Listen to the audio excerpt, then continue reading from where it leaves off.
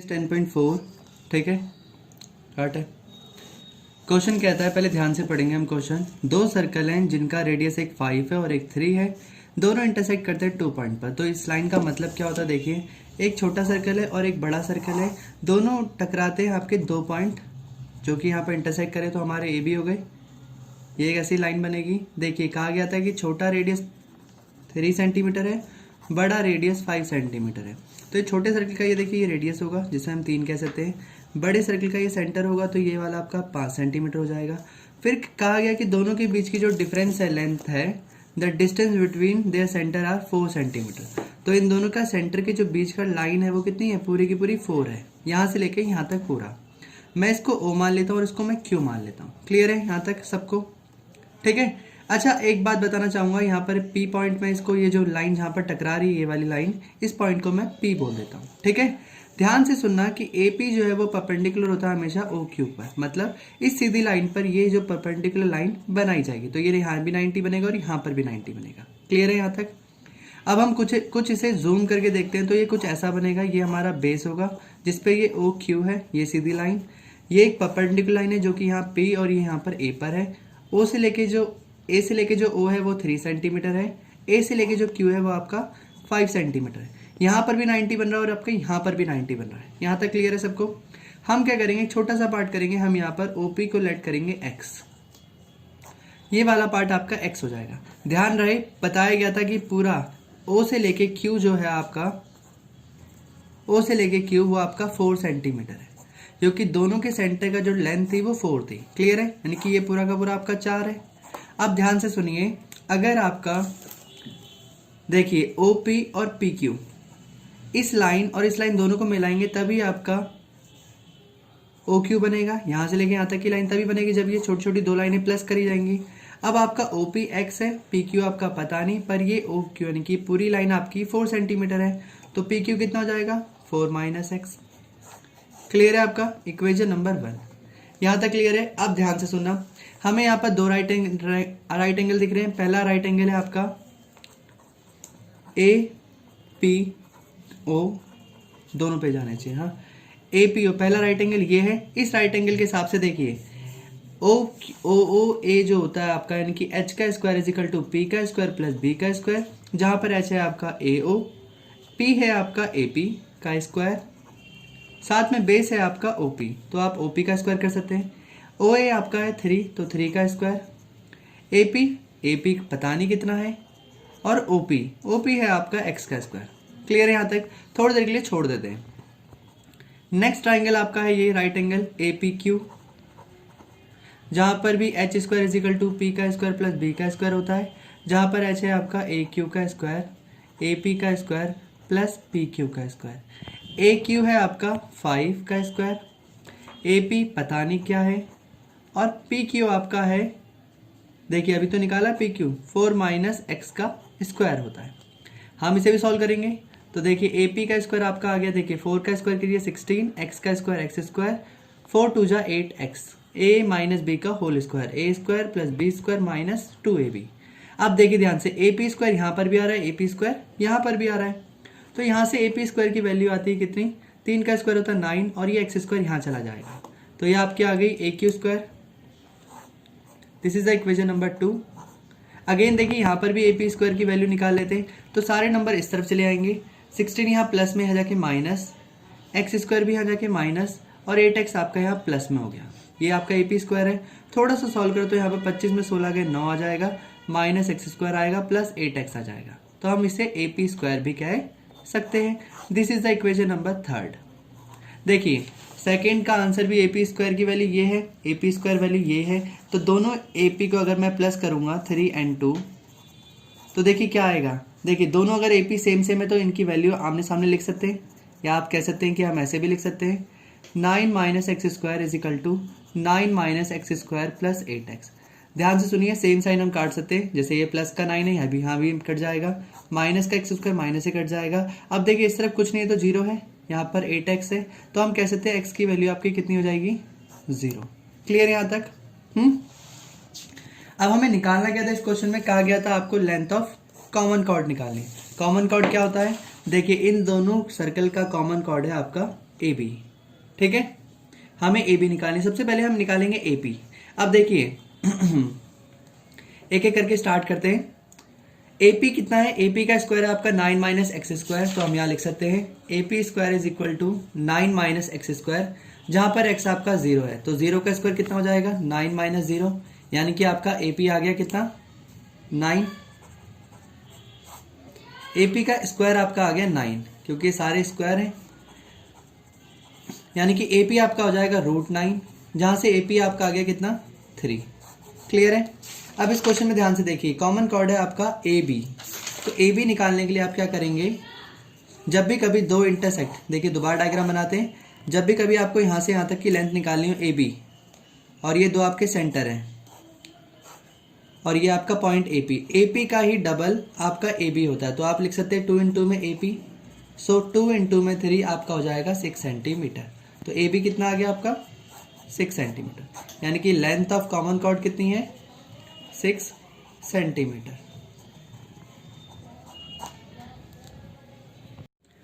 To equal chord of a circle intersect with in the circle. देखिए कहने का मतलब क्या है? एक सर्कल है जिसके अंदर दो इक्वल कॉर्ड है, तो हमने बना दिए, ये दोनों कॉर्ड आपस में इंटरसेक्ट करते, तो आपका ये ए बी और ये आपका सी डी। तो गिवन क्या हो गया कि दोनों के इक्वल कॉर्ड है, तो लिख सकते हैं आप यहाँ पर इक्वल कॉर्ड। इक्वल कॉर्ड कौन कौन से हैं? ए बी आपका जो कि किसके बराबर है? सी डी के। स्टॉप कर दो। इक्वल कॉर्ड, तो हमारा ए बी और सी डी जो होगा क्या हो जाएगा? दोनों के दोनों इक्वल हो जाएंगे। फर्स्ट पार्ट हो गया। फिर कहा गया है कि दोनों के दोनों इंटरसेक्ट करते, तो हमने इसको नाम दे दिया पी नाम दे दिया सपोज। ठीक है, दे दिया यहाँ तक। हमारा सेंटर ओ हो गया। फिर कहता है prove that the segment of a one chord are equal to corresponding segment of other chord. इस लाइन का मतलब क्या है? तो देखिए एक कॉर्ड के अब दो हिस्से हो गए, जैसे ए बी का एक ए पी हिस्सा हो गया और एक बी पी हिस्सा हो गया, ऐसे ही सी डी के भी दो हिस्से हो गए, एक हो गया पी डी और एक हो गया आपका सी पी। तो आपको करना क्या है? कॉरस्पॉन्डिंग पार्ट, मतलब अगर एक कॉर्ड का जो ए पी पार्ट है यानी कि बड़ा वाला पार्ट दूसरे कॉर्ड के बड़े वाले पार्ट के बराबर होगा, और ऐसे ही अनदर जो ए बी का पार्ट है बी पी, वो किसके बराबर होगा? सी पी के। तो आपको एक कॉरस्पॉन्डिंग पार्ट्स के बराबर बताना है कि कॉरस्पॉन्डिंग पार्ट्स आर इक्वल बताने हैं दोनों कॉर्ड के। क्लियर? आपको इतनी सी बात बस प्रूफ करनी है। तो अब हम आते हैं इसके प्रूफ पर। इसमें थोड़ी सी कंस्ट्रक्शन करेंगे हम। कंस्ट्रक्शन क्या करेंगे? हम सबसे पहले ओ एम, हमें पता है हम हमेशा रेडियस मतलब एक परपेंडिकुलर लेंगे जो कि कॉर्ड पे परपेंडिकुलर बनेगा, तो हमने एक लाइन ली है ओ एम जो कि परपेंडिकुलर बनेगी पूरे ए बी पर। ये एक रूल है जिसमें क्या होता है, जैसे एक ए बी लाइन है जिसपे अगर कोई सेंटर से कोई लाइन परपेंडिकुलर बनती है, तो वो पूरे के पूरे, सपोज ये आपका एम है जो हम यहाँ बना रहे हैं, तो ये ए एम को बराबर करेगी किसके? बी एम के। क्लियर है यहाँ तक? तो ये हमारी इक्वेशन नंबर फर्स्ट हो गई। कहने का मतलब क्या है कि ए एम आपका हिस्सा होगा बी एम के बराबर। जब भी कोई पूरे कॉर्ड की कोई लाइन परपेंडिकुलर होती है तो उसके दो इक्वल पार्ट्स आपस में बराबर होते हैं, तो ए एम पार्ट किसके बराबर है? पूरे के पूरे बी एम पार्ट के। सिमिलरली हम ओ एन भी बनाएंगे जो कि परपेंडिकुलर होगा सी डी के, मतलब इस सी डी कॉर्ड के भी एक परपेंडिकुलर लाइन बनाएंगे जिसको हम इस पॉइंट को नाम हम एन देंगे। तो यहाँ पर भी क्या होगा? ये जो डी एन पार्ट है ये किसके बराबर होगा? ये आपका बराबर होगा सी एन पार्ट के। क्लियर है? इक्वेशन नंबर 2 यहाँ तक क्लियर? ठीक है, अब देखिए हम इसको थोड़ा ज्वाइन कर देंगे। तो यहाँ पर एक और चीज ध्यान रखनी है कि ज्वाइन ओपी ऑल्सो। क्लियर? ठीक है। सो इन ट्राइंगल, अब देखिए हम दो ट्राइंगल लेंगे, ये वाले और ये वाला। एक ट्राइंगल का नाम है ओ एम पी और एक ट्राइंगल का नाम है आपका ओ एन पी। ये दोनों ट्राइंगल हमारे ये रहे, एक ट्राइंगल ये रहा और एक ट्राइंगल ये रहा। दोनों में देखिए क्या है? ओपी और ओपी कॉमन है, पहला पार्ट। दूसरा पार्ट देखिए यहाँ पर एंगल एम और यहाँ पर एंगल एन, दोनों के दोनों आपके क्या है? 90 हैं, ईच 90 हो गए। और थर्ड पार्ट जो रहेगा वो ये रहेगा कि ओ से लेके एम और ओ से लेके आपका एन, ये दोनों पार्ट आपके बराबर होते हैं। इसको बोलते हैं equidistance from the centre, from the centre. So triangle O M P is equal to triangle ONP congruent to triangle ONP by किस रूल से? साइड साइड और एक एंगल, तो ये RHS बनेगा यहाँ पर कॉन्ग्रुएंस क्राइटेरियन। बाई CPCT से हम लिखेंगे कि PM बराबर है आपका NP के। इक्वेशन नंबर कौन सी हो जाएगी? 4th। तो हमने निकाल दिया कि ये जो हमारा PM है वो हमारा PN के बराबर हो जाएगी। अब हमें बस इन्हें अरेंज करना है। सबसे पहले देखिए, सबसे पहले आप देखेंगे कि आपके कॉर्ड दोनों के दोनों इक्वल थे। AB जो कॉर्ड था वो आपका CD के बराबर था, ये आपका गिवन पार्ट था। आप इस पार्ट को मान लीजिए इक्वेशन नंबर 5th, ठीक है। अब आप क्या करेंगे? सब्ट्रैक्ट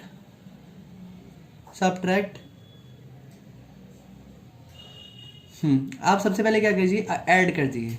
ऐड किस किस को करेंगे? आप ऐड करेंगे एक तो PM वाला पार्ट और एक AM वाला पार्ट। इसका मतलब आप करेंगे 4th इक्वेशन को और फर्स्ट इक्वेशन को, और आप 4th इक्वेशन को ऐड करेंगे। Add first and equation 4th। देखिए, फर्स्ट इक्वेशन में था आपका AM प्लस 4th इक्वेशन में था आपका PM। ऐसे इसी तरफ BM प्लस NP करेंगे आप, ठीक है। यहाँ पर BN नहीं होगा, यहाँ पर AM था इज इक्वल टू BM था, और यहाँ पर PM था विच इज इक्वल टू, ये आपका N नहीं है, आपका N है, तो यहाँ पर आप N लिखेंगे। सो AM के साथ आप लिखेंगे PM। एक सेकंड रुकना, हो गया। देखो AB जो है और CD जो है हमारा गिवन कॉर्ड था, क्योंकि दोनों कॉर्ड बराबर है इस क्वेश्चन में। तो जब ये पूरे पूरे बराबर, तो ये हाफ हाफ भी बराबर होंगे, ठीक है। थोड़ा सा स्टार्टिंग से देख लेते हैं इसे।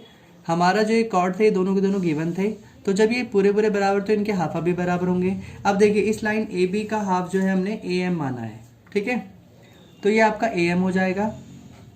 CD के हाफ को हमने DN माना है। ये बात आपको थोड़ी सी नोट करनी पड़ेगी यहाँ पर। ये हमारा इक्वेशन नंबर 5 होगा। क्लियर है? अब हम क्या कर रहे हैं, ध्यान से सुनना। हम ऐड करेंगे AM, मतलब हम 4th और 5th इक्वेशन को ऐड करेंगे, 5th एंड 4th को ऐड करेंगे, तो आपका AM प्लस होगा PM पर, ये आपका PM पार्ट है, और ये DN पार्ट आपका ऐड होगा NP पार्ट पर। तो देखिए, डायग्राम में मिलाते हैं, ध्यान से सुनना।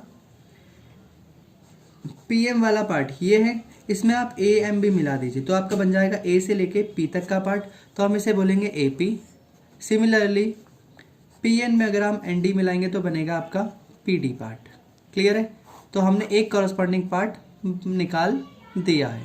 इस इक्वेशन नंबर ये आपका 6 हो जाएगा, ठीक है। फर्स्ट पार्ट हमारा इक्वल आ गया। अब हमें सिमिलरली सेकंड पार्ट भी निकालना है। हम दोबारा लिख सकते हैं यहाँ पर, सिंस AB आपका जो कि इक्वल है CD के, इसको हम इक्वेशन नंबर 7 मान लेते हैं, क्योंकि हमने इसको पहले कहीं माना नहीं है। इसमें से हम सब्ट्रैक्ट करेंगे, इक्वेशन 7 को सब्ट्रैक्ट करेंगे किससे?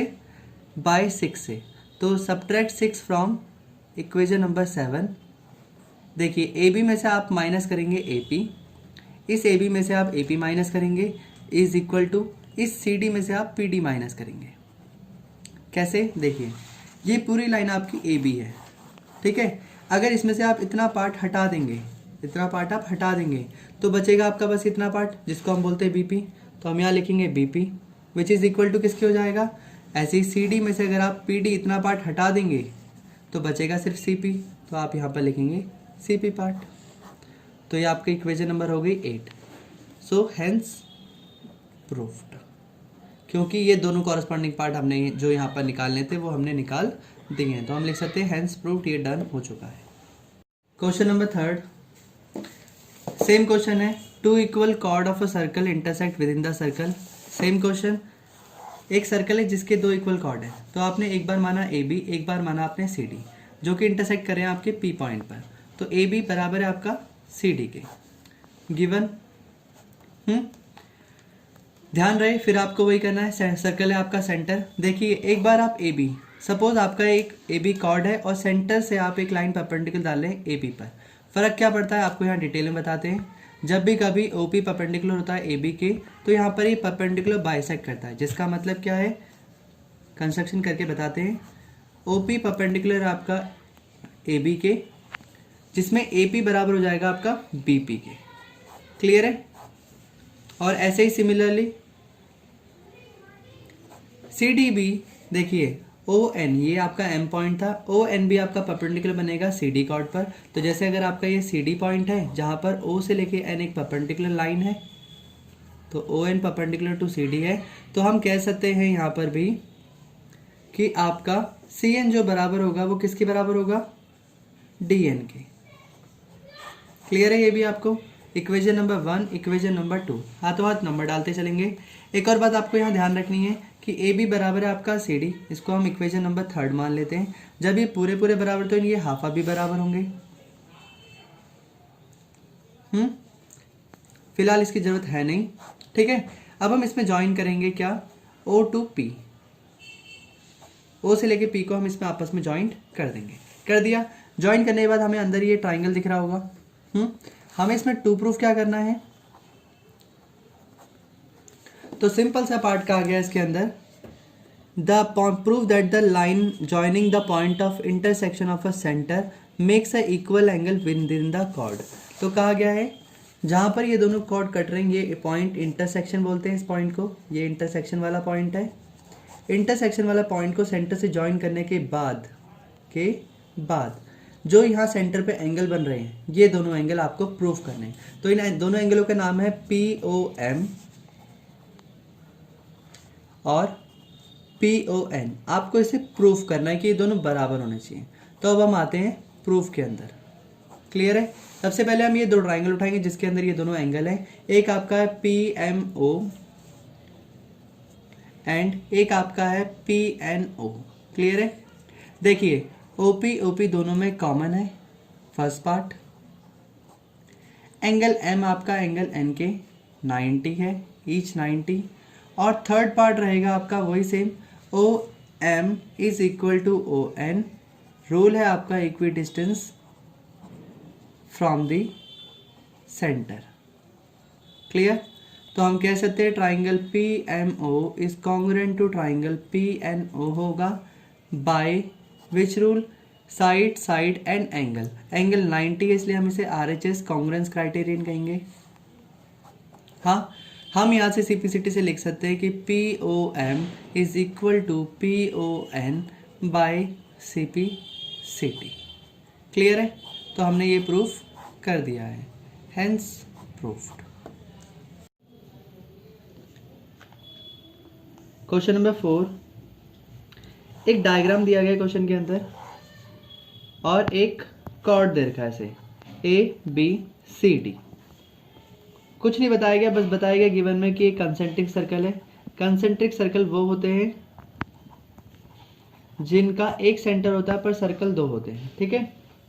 यहाँ पे बताया गया इनका सेंटर है O। तो देखिए पहले हम एक कंस्ट्रक्शन करेंगे इसमें छोटी सी, draw OP perpendicular to BC और OP परपेंडिकुलर टू AD। दोनों का मतलब एक ही है। हम AO से एक लाइन ड्रॉ करेंगे जो कि परपेंडिकुलर होगी इस सीधी लाइन के। ये सीधी लाइन BC भी और ये सीधी लाइन AD भी है, तो ये दोनों का परपेंडिकुलर माना जाएगा। क्लियर है यहाँ तक। अब हमें इसमें टू प्रूफ ये करना है कि आपको ये प्रूफ करना है कि AB और CD आपका बराबर होना चाहिए, यानी कि इतना छोटा सा पार्ट आपका इसके बराबर होना चाहिए। तो आप क्या करेंगे, सर्कल को दो हिस्सों में तोड़ेंगे। पहला एक बड़ा सर्कल जहां पर AD आपका परपेंडिकुलर होगा OP के। क्लियर है। इन अ लार्जर सर्कल, तो मैं यहाँ लिख देता हूं, in a larger circle where AD is the chord and OP is perpendicular to AD। Clear है। ध्यान रहे जब भी OP परपेंडिकुलर होगी AD के तो इससे साफ जाहिर होता है कि आपका AP की जब भी कोई लाइन ऐसे परपेंडिकुलर बाइसेक्ट करे तो AP आपका और PD आपका बराबर हो जाएगा।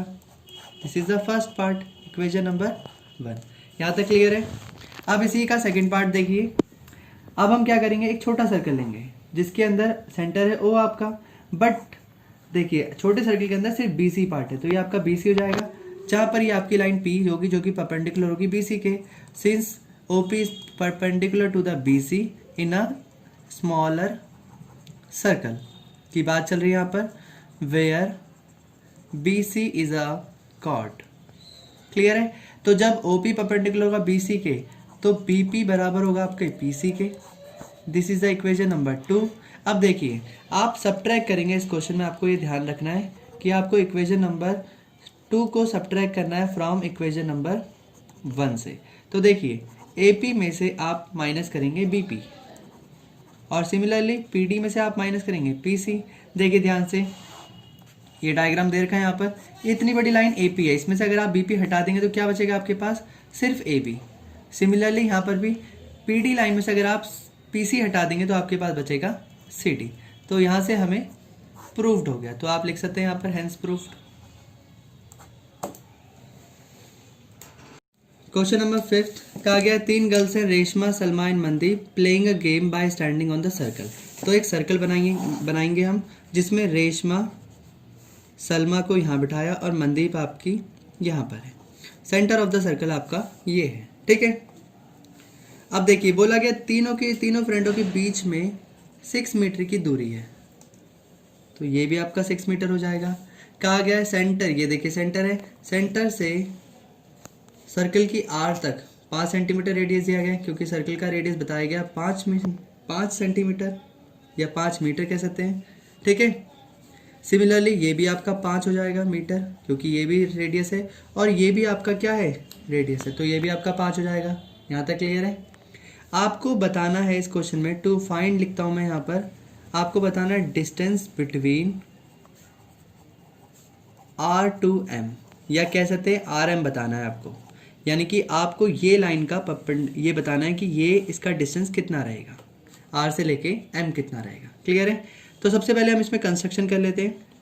कंस्ट्रक्शन ये है कि आपको पता है कोई भी, ये देखिए आपका कॉर्ड माना जाएगा, तो RM को हम ले लेते हैं, take RM as a chord. RM हमारा सर्कल का कॉर्ड हो जाएगा। वेयर O इसको हम P मान लेते हैं, ये वाला पॉइंट हमारा P हो जाएगा। Where OP is perpendicular to RM हो जाएगा। क्लियर है। तो हम यहाँ पर 90 बना सकते हैं, पहला पॉइंट। फिर मैं इसमें एक और चीज़ कर रहा हूँ, मैं इसमें ड्रॉ कर रहा हूँ O से लेके L जो कि परपेंडिकुलर है, तो OL is also perpendicular to RS। ये भी कह सकते हैं कि मैंने एक परपेंडिकुलर बनाया इसमें, ठीक है। अब देखिए परपेंडिकुलर की खासियत क्या है कि ये बेस इक्वल हो जाएगा, तो ये 6 वाला पार्ट 3 यहाँ बढ़ गया और 3 यहाँ बढ़ गया। क्लियर है यहाँ तक। अब देखिए सबसे पहले मैं एक शेड कर रहा हूँ यहाँ पर डायग्राम। देखिए इस डायग्राम को हमेशा ध्यान रखना कि सबसे पहले मैंने ये वाला डायग्राम लिया। ये कौन सा ट्राइंगल है, तो यहाँ से सॉल्व करना स्टार्ट करते हैं। इन ट्राइंगल OR और L, तो देखिए कुछ ट्राइंगल ऐसा बन रहा है जिसमें ये आपका 5 है, ये आपका 3 है और ये आपका L जो कि आपको नहीं पता। तो आपका फॉर्मूला क्या रहेगा, H² is equal to P² plus B² रहेगा। क्लियर है यहाँ तक, ठीक है।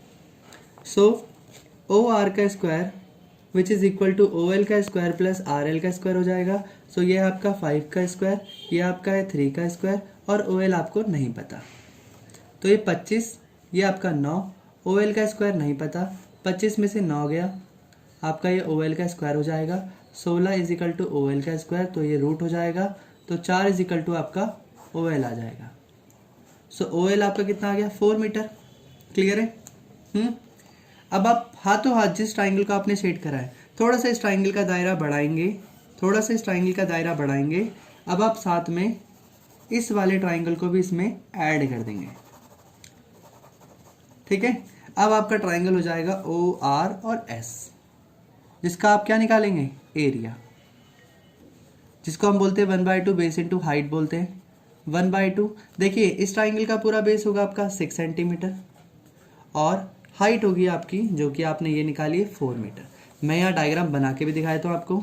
ये आपका O है, ये आपका R है और ये आपका S है। जहाँ पर ये आपका परपेंडिकुलर जिसको आपने 4 बनाया है, ये आपका 6 है। तो एरिया बड़े आराम से निकल सकता है इसका, 12 मीटर स्क्वायर। क्लियर है यहाँ तक। अब ध्यान से सुनिए, आपने ये तो पढ़ा ही होगा कि area of triangle ORS is equal to area of triangle OPORS हो सकता है। क्यों, हैविंग सेम बेस ORS बोल रहे हैं और इसको हमने ORS कहा है। और ये भी देखिए, हाँ तो देखिए बढ़िया है, ये ट्राइंगल ORS है, हाँ ये भी तो ट्राइंगल ORS है, हालांकि फिगर सेम है बट हम यहाँ पर एक चीज़ डिफरेंट करने वाले हैं। इस ORS का आंसर 1/मीटर 12 मीटर स्क्वायर है। अब की बार हम जो यहाँ ट्राइंगल लेंगे 1/2 बेस इंटू हाइट, इसमें हाइट हमारी चेंज हो जाएगी। हाइट क्या रहेगी? अब की बार इस ट्राइंगल की हाइट रहेगी ये वाली, जो कि हमारी है R से लेके P, which is not clear, जो हमें पता नहीं है, बट हमें OS पता है जो कि 5 सेंटीमीटर है। तो मैं यहाँ लिख सकता हूँ कि RP, जो कि आपको नहीं पता बट आपको ये पता है कि आपका 5 है। सो RP इज इक्वल टू कितना हो जाएगा? 12 इंटू में 2 अपॉन में 5। यहीं काटेंगे इसको तो बनेगा 2.4 इंटू 4, यानी कि आपका आ जाएगा 4.8 मीटर, विच इज़ RP आपका। क्लियर है यहाँ तक? अब ध्यान से सुनिए, R से लेके M में आपको RP क्लियर है, इतना हिस्सा पता है। ये भी इतना ही होगा जितना आपका RP होगा। तो यहाँ पर लिख लेते हैं RP इज इक्वल टू, देखिए R से लेके P आपका M से लेके P के बराबर होगा। रेशमा टू मनदीप यानी कि RM which is equal to 2 into RP हो जाएगा। So 2 into 4.8 which is equal to 9.6 metre. So RM आपका कितना आ गया? 9.6 मीटर। हेंस लिख सकते हैं distance between Reshma to Mandeep will be 9.6 metre. Clear? Question number 6 कहता है एक सर्कुलर पार्क है जिसके अंदर रेडियस है 20 मीटर, is situated in a colony. एक सर्कुलर पार्क है जिसका रेडियस 20 है। 3 लड़के हैं, अंकुर, सैयद एंड डेविड, जो कि इस पार्क के इक्वल डिस्टेंस में बैठते हैं बाउंड्री पर। तो हम इसको बना लेते हैं ड्रॉ। एक सर्कुलर पार्क हमने बनाया जिसपे हमने तीन जगह पे दोस्त बैठा दिए और तीनों ही इक्वल हैं। एक को हमने अंकुर दे दिया, एक को हमने सैयद दे दिया और एक को हमने डेविड नाम लिख दिया। ठीक है, यहाँ तक इनके बीच का जो डिस्टेंस है वो आपका इक्वल है। ठीक है, हमने सर्कल का सेंटर ये मान लिया O।